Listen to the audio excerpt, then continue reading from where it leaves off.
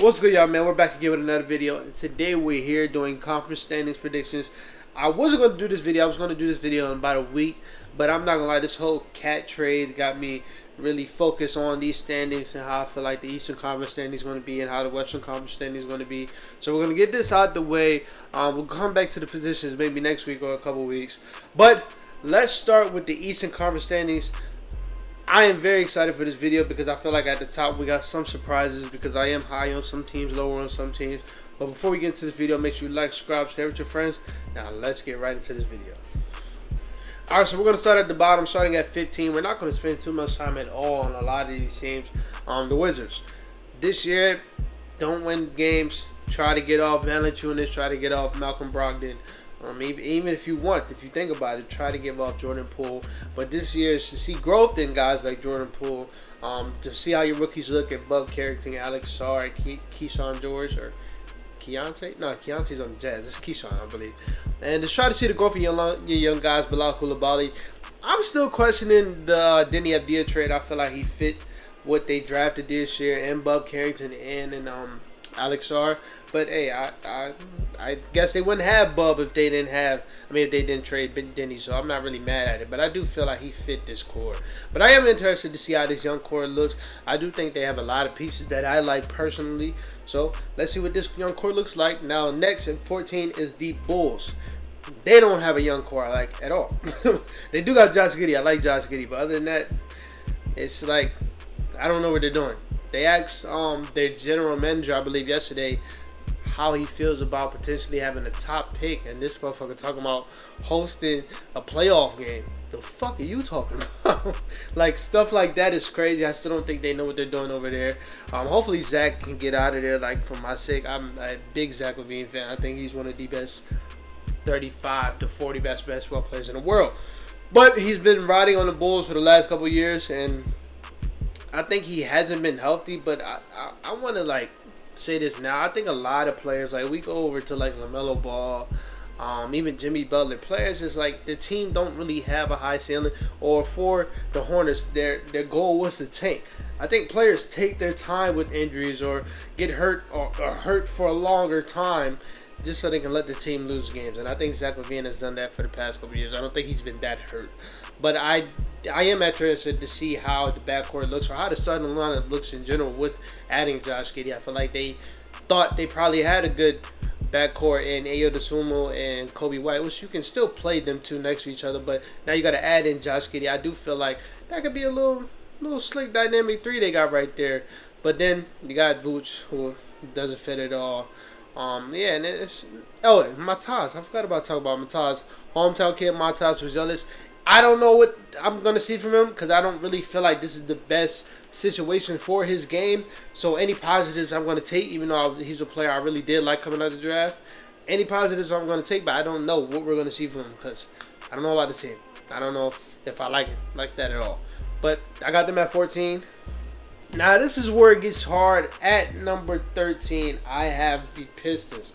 Slight increase from last year. I do think the team definitely got better. I think adding guys like Tobias Harris, Tim Hardaway Jr., Ron Holland, Bobby Clinton, Malik Beasley. I feel like they added a decent amount of players. I don't know about the draft pick of Ron Holland, but I see it as more of an upside pick than a fit pick for now. So we'll see what they get from that. I do think there were some better options out there, especially if you want to win now, which I thought they were trying to do last year, was trying to at least make a play-in spot. I don't know what their goal is this year, but they did add some nice pieces. I really do like the Tobias Harris pick. I don't think Tobias is as bad as people think he is. He was just bad for a person that's making $37 million a year. This year, if I'm not mistaken, it's in the 20s, so it's not high at all. So I do like the Tobias Harris. I think Malik Beasley brings needed shooting with this team. You still got guys like Cade, Jalen Duren, Jaden Ivey. I'm not high on at all. I don't think he's even going to last the rest of the season on this team. And then you got guys like, I'm forgetting somebody, Asar. I really do like Asar. And I think this team's going to be decent. I don't think they're going to be like terrible. Like, no, they're not losing 26 or 7 games in a row. They're not doing that. I don't even think they were that bad last year to do that. So that the fact that they did that is crazy. But yeah, I think this is a decent team. I think we do see a lead from Cade kind of solidify himself as an all-star, as a top 10 point guard. But other than that, seems pretty bad for playoff contention and stuff. they're going to be a fun watch, hopefully. Next, at number 12, this might be a hot take. I have the Hawks here. Main reason is I don't think Trae Young is going to last this year on the Hawks. I'm not going to lie. Either he gets hurt or he just requests out. This boy is too good to be on the team this trash. I mean, you just look at the team. You got Bogey next to him is a good player. Kobe Buffkin, we really don't know what we're going to get from him. Is Clint Capella going to start? Is he not? Dyson Daniels, I think that is a perfect fit next to Trae in the backcourt if he was to stay. You got guys like Jalen Johnson, and Yeka and Kongu. I feel like Zachary Richardson, their first overall pick was. It's like it sucks to get. This is your first year having the first overall pick. It sucks to get this year. No offense to Zach, it's just like damn. Drafting a motherfucker whose ceiling is probably a role player. That sucks. And then you got guys like DeAndre Hunter. Like, the team is bad, bro. The team is bad. He is the only thing, like, very positive about the team. Oh, him and Jalen Johnson. They're both very positive. And they're both kind of a great duo together. And I think Jalen Johnson is a big pick for most improved player this year. Being the second option, playing next to Trae. But I just don't think Trae's going for that shit, dog. I don't, bro. This team is bad. Like, you look at all these other guards that's in his tier.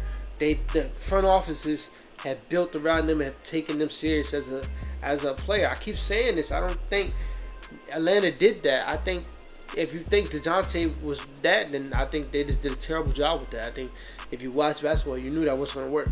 So that was just confusing me.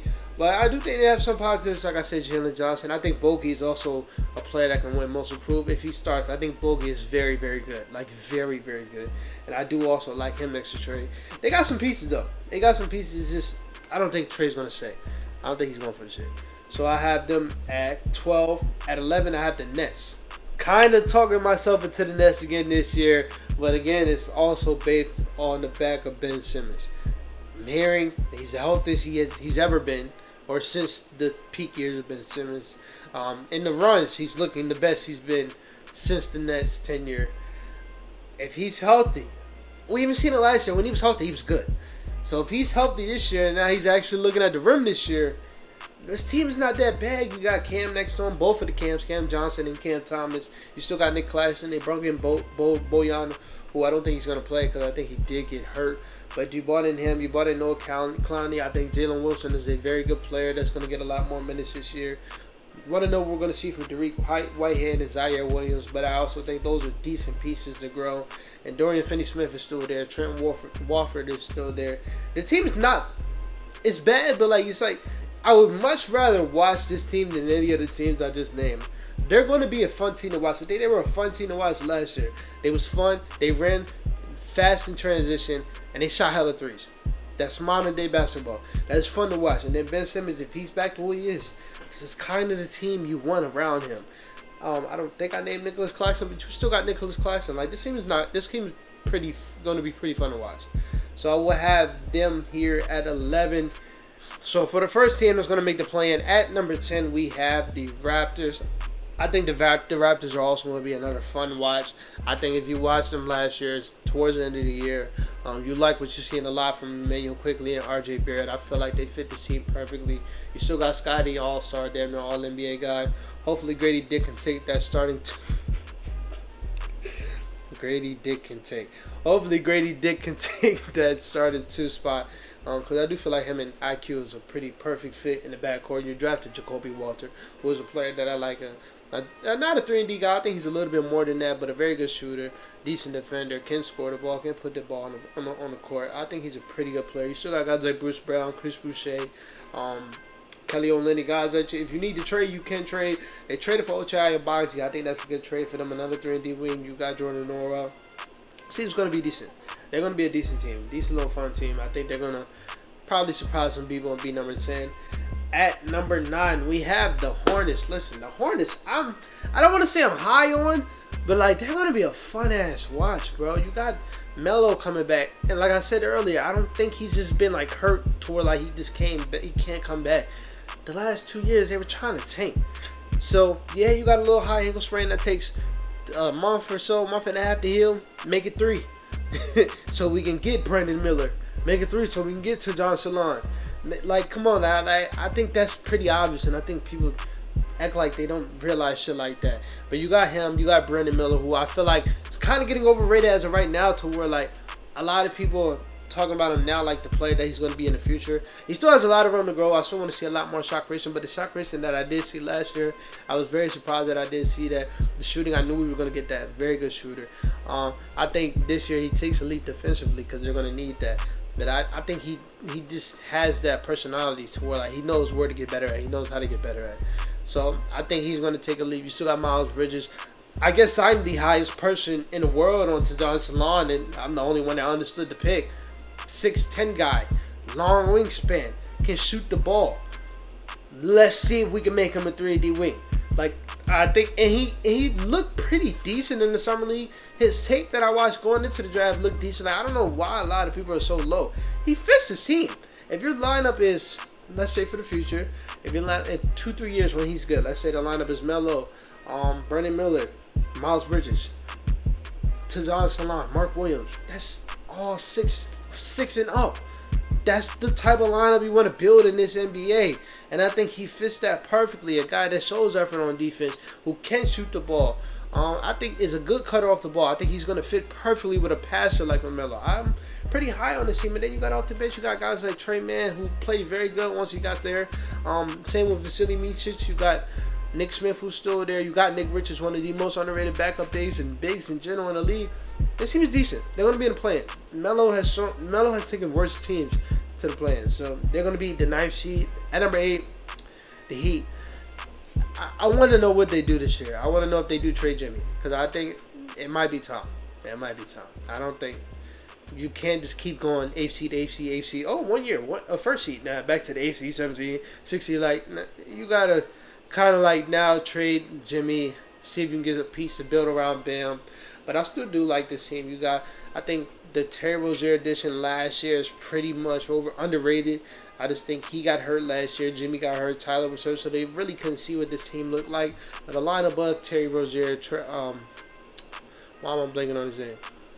Tyler Hero, Jimmy Butler, Nikola Jovic, and Bam. I think that's a good lineup. You got guys like Duncan Robinson off the bench. Jaime was very good last year. So he still got the best coach in the world. So I do think they will get this 8th seed, but like, for what?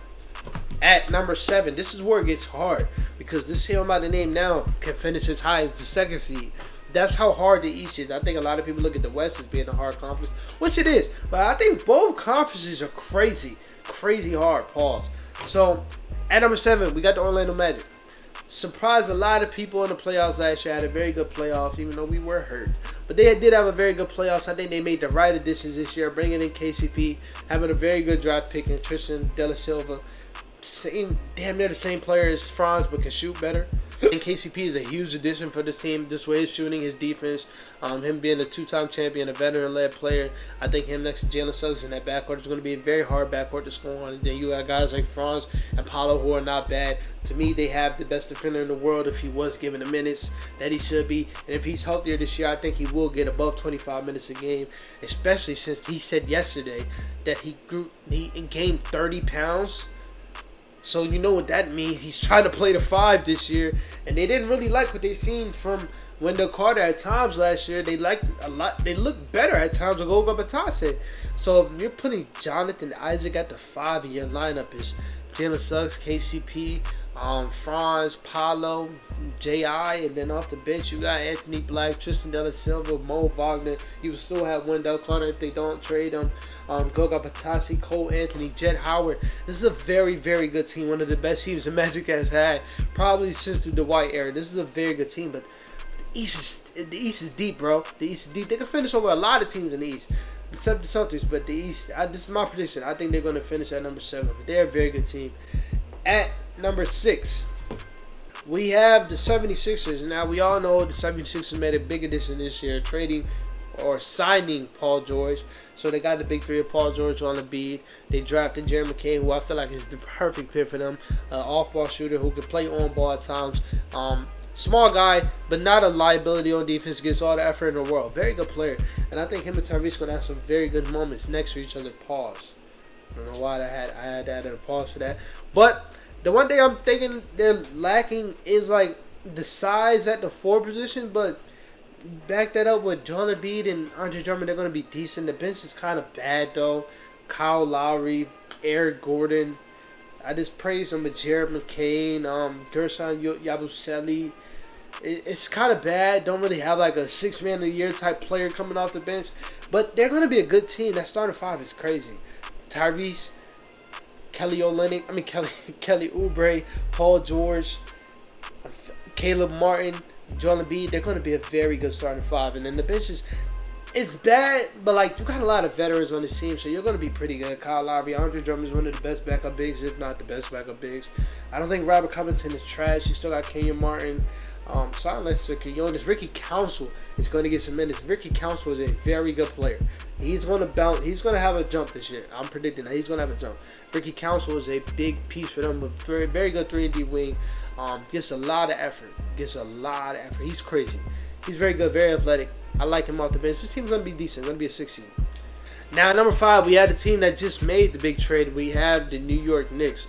A lot of people were probably surprised, expect them to be higher. Like I said, I do think they took a hit on defense. Their offense is going to be better. Their offense is going to be like top 7. But like I said, the East is deep, bro. The East is deep. Like y'all know the team. I just made a video about them a couple days ago. Jalen Brunson, Mikal Bridges, OG.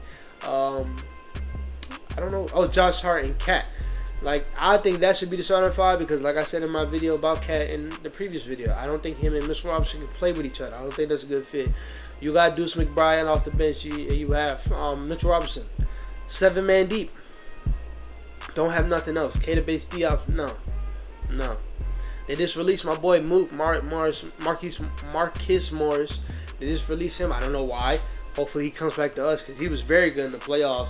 But yeah, it's 7 teams deep. Can't afford an injury. You damn sure can't afford an OG injury. Especially since he's been playing like 50 games the last 2 years.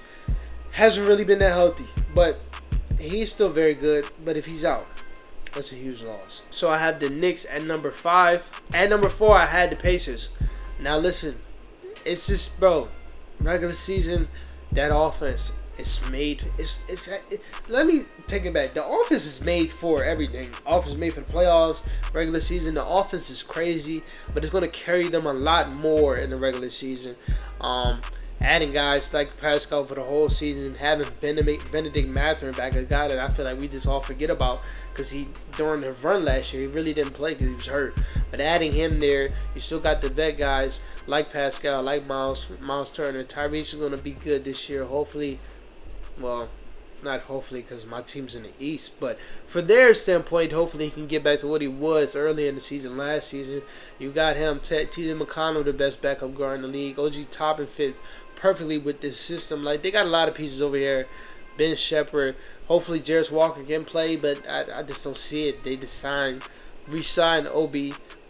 Pascal, I believe he just got another contract, but still, like, he's there, like, unless they convert him to the 3, which they can do, and I think he can play it, but I just don't know if I see a lot of minutes for Jarris Walker. But they're a very good team. Like I said, the offense is just like, bro, I think their floor is like a 6 seed. I don't see them in the play-in. They're just too good to me. They're too good.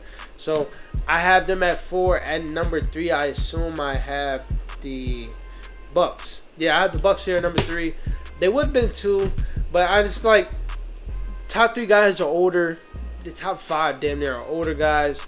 So I think like at times, Dame, you can sit out this game. Giannis, you can chill this game. Chris Middleton, for probably the first half of the season, you're never playing a back-to-back. You're chilling a lot. Same thing with Brook Lopez. So I don't think they're going to really be fighting for a 2nd seed or a 1st seed. But like, you have Giannis, you have Dame, you have Chris Middleton, Brook Lopez, Bobby Portis, Gary Trent Jr., Taurean Prince. Like, it's a very good team. You're not going to be anywhere below a 4th seed in my opinion. So I have them up here at 3. I think Giannis probably is my MVP pick for next year. So I think they're going to be really good, but I just don't think they're going to be fighting for the top 2 seeds because, like, bro, let's just rest. Giannis, you haven't played in the playoffs in 2 years, basically. So we need you to rest. So that's who I will have at 3. At number 2, we have the Cavs. Listen, this is a lot based off of our coaching change in Evan Mobley. And I think that was kind of their thought in going into the offseason. We get a coach that knows how to actually run this team, because I don't think our last coach did. Evan Mobley, you take a leap. That's our additions for the season. And I like it. I wish we would have added at least one newer player, not just the rookie, a new player out there. I wish we would have did that. But even then, you look at it last year, we won 49 or 48 games, I believe. And Darius missed 20-something games. Donovan missed 20-something games. Evan Mobley missed 20-something games. Like, bro, we were injured as shit last year. And we damn near won 50 games. And I think we're a very good team. I am expecting a leap from Evan Mobley. Just hearing how Kenny Atkinson is talking about him, hearing how the rest of his team is talking about him. Runs don't really matter a lot, but like seeing the way he was handling the ball and the runs, I could tell the handle was tighter. Same thing with Darius. I think Darius looked really good. But then you hear Kenny Atkinson talk, we're going to be a fast-paced offense. I've been begging for that for fucking 3 years. We're going to run the ball through Evan Mobley at times. I've been begging for that for fucking 3 years. We're going to let him do what he did in college. I've been begging for that for fucking 3 years. Like, there's a lot of things that Kenny Atkinson is saying I'm bought in, because me as a Cavs fan, I've been begging for it. And the last coach just didn't know how to do it. So I have us up this high. I think Donovan Mitchell could be an MVP this year. I think he was close last year. And then at number 1, Celtics, his side. Even with KP out, Derek White, Jrue Holiday, Jaylen Brown, Jason Tatum, Al Horford, like, what the fuck? That's still the best starting 5 in the league. And you got KP. Unstoppable. I love this shit though, man. My boy Jrue Holiday got 2 rings, and my boy KP got a ring. I love it. But damn, that's so fucking good. It makes you want to hate this team so bad. But that's it for the standings. We'll be back. I don't want to lie to y'all. I'll tell y'all tomorrow. So I will say, probably Friday, we'll have the Western Conference standings. Or Thursday. I'm off the whole week. So Thursday we'll have the Western Conference standings. And then we'll probably do an awards show for Saturday. Then go back into the position rankings next week. So that's it for this video. I'll talk to y'all later.